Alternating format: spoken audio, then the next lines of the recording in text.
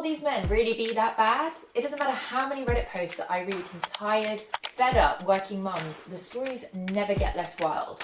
But is this the woman's fault? I'm Zoe, I'm a working mum, a coach, and I work in public health, which basically means it's my job to ask why patterns exist instead of just accepting things as they are. And this pattern, the one where nearly every single working mum I speak to has her own version of the kind of stories we're going to read today, this is one that I think we need to look into. So get a coffee and let's delve into someone else's problems as some light relief from our own. But warning, as someone who lives and breathes women's health and well-being, I will be sharing my advice and opinions along the way. Right, the first post.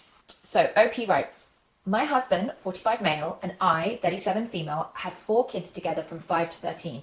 Wow. We've been married for almost 15 years, and for most of it he's worked, while I stayed home with the kids.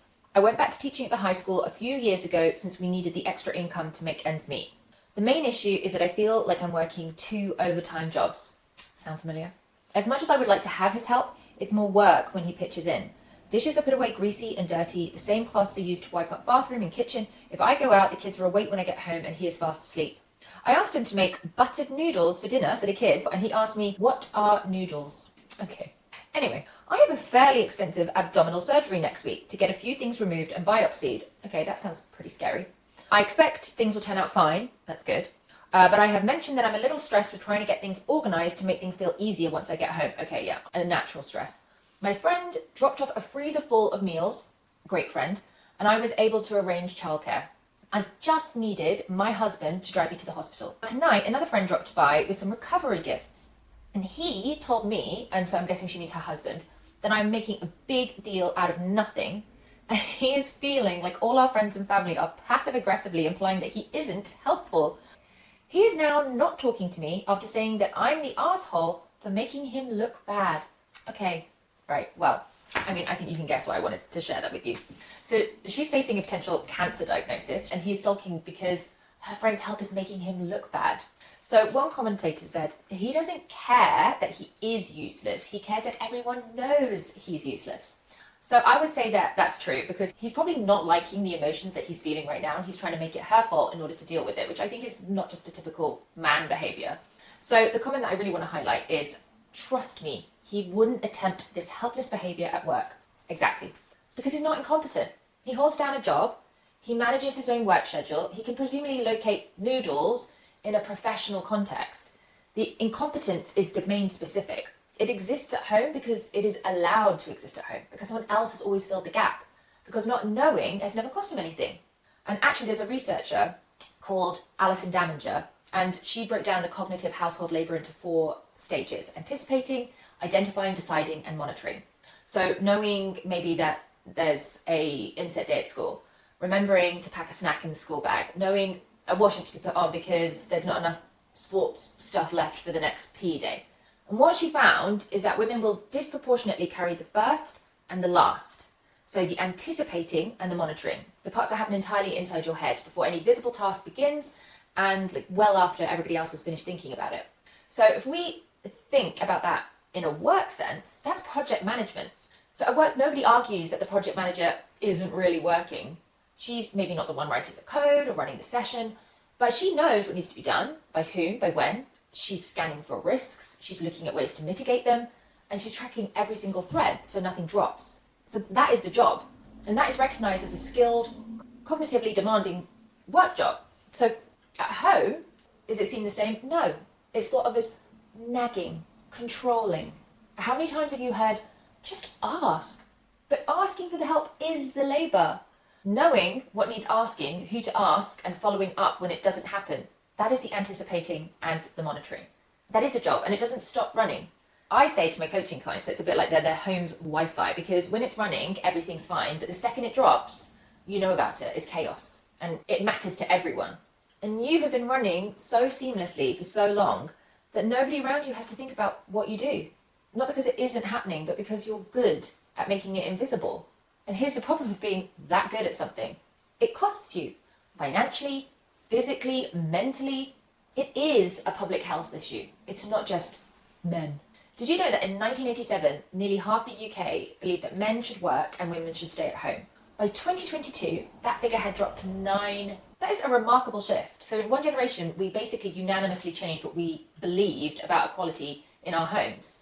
But stories like the one we just read always leads me to ask, has anything actually structurally changed to support this? One massive example is the way schools communicate. The whole system of childcare is designed around someone always being at home. And that's because the structures haven't moved.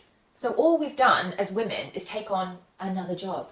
But this one is paid. And exactly like the OP said, the main issue is that I feel like I'm working 2 overtime jobs.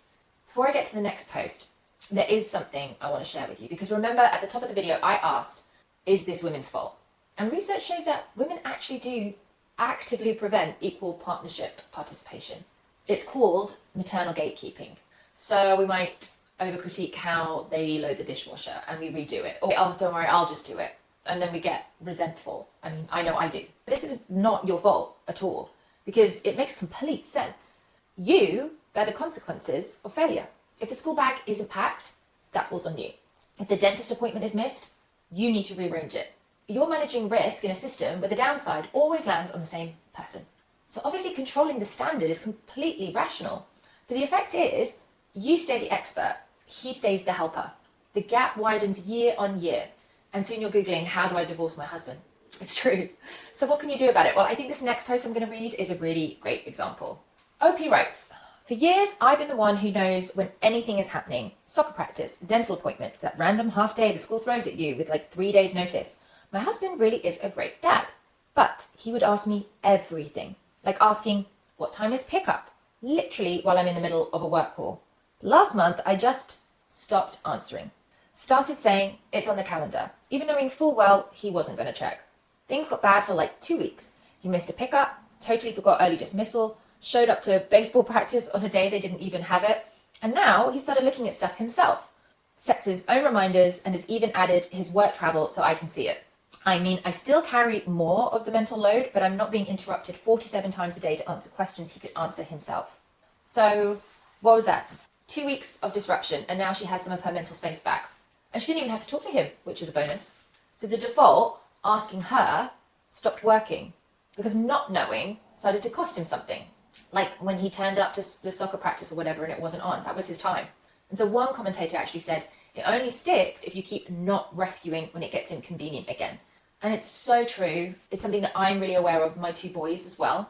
But this is not a cure. And Opie even says that she still carries a lot more of the mental load. And, individual behavior change does not dismantle a structural system, but it is a real meaningful redistribution, one by one thing, tolerating the discomfort of not stepping back in, letting things go long enough for the system to reorganize. And that discomfort is hard. If right now you're seeing yourself in these stories and asking yourself, what should I be doing? My suggestion as a coach is to start with raising self-awareness.